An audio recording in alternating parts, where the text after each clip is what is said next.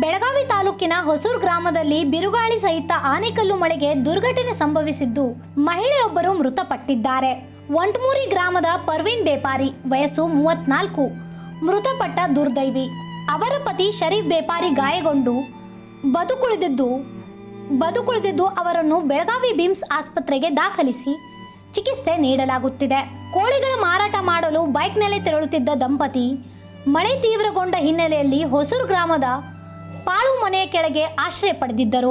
ಇದೇ ವೇಳೆ ಏಕಾಏಕಿ ಗೋಡೆ ಕುಸಿದು ಬಿದ್ದ ಪರಿಣಾಮ ಪರ್ವೀನ್ ಸ್ಥಳದಲ್ಲೇ ಮೃತಪಟ್ಟಿದ್ದಾಳೆ. ಮಳೆ ಬರತ್ತಿದ್ರಿ, ಮಳೆ ಬಂದ್ರೆ ಗಾಳಿ ಬರತ್ತಿದ್ರಿ, ಹೋಗಿ ನಿಂತಿದ್ರಿ, ಮಳೆ ಜೋರ್ ಬತ್ರಿ, ಗಾಳಿ ಬತ್ರಿ, ಗಾಡಿ ಬಿತ್ರಿ. ಯಾವ್ರಣ ಎಲ್ಲಿ ಅಂತ ಅಲ್ಲಿ ಹಲವಾಯಿ ನೀವೇನು ಎದಕ್ಕೆ ಹೋಗಿದ್ರಿ ಅಲ್ಲಿ? ನಾವು ಕೋಳಿ ಮಾರ ಹೋಗಿದ್ವಿ. ಹಾಂ ರೀ, ಕೋಳಿ ಮಾರ ಹೋಗಿದ್ರಿ. ಹಾಂ ರೀ, ಅಲ್ಲಿ ಹೋಗಿ ಮಳೆಗೆ ಗಾಳಿಗೆ ಬಿತ್ತು, ಚಾಟ್ ನಿಂತಿದ್ರು ಹೋಗಿ ಅಲ್ಲಿ ನಮ್ಮದ ಬ್ಯಾರದವ್ರು. ಈಗ ಯಾರು ತೀರ್ಕೊಂಡ್ರಿ? ಹೌದನ್ರಿ, ಹೆಸರೇನ್ರಿ ಅವ್ರದ್ದು? ಪರ್ವೀನ್ ರೀ. 34.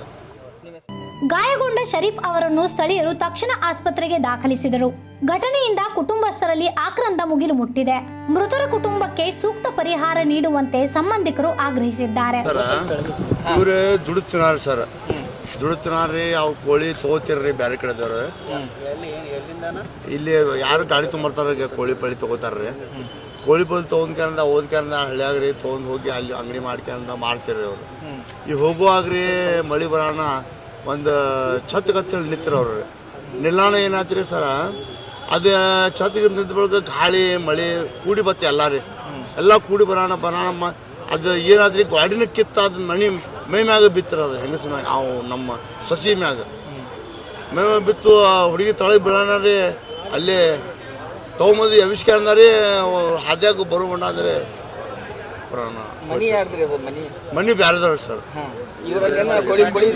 ಇಲ್ಲ ಸರ್, ಅವರು ಕೋಳಿಯವರು ಮಳೆ ಬರೋಣ ನಿಂತಿರು, ಅವ್ರು ನಿಂತಿರು.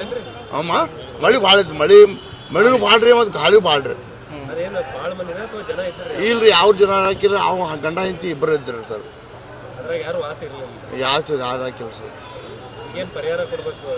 ಪರಿಹಾರ ಮಾಡಿಕೊಡ್ಬೇಕು ಸರ್. ಆಯ್ತು ಸರ್.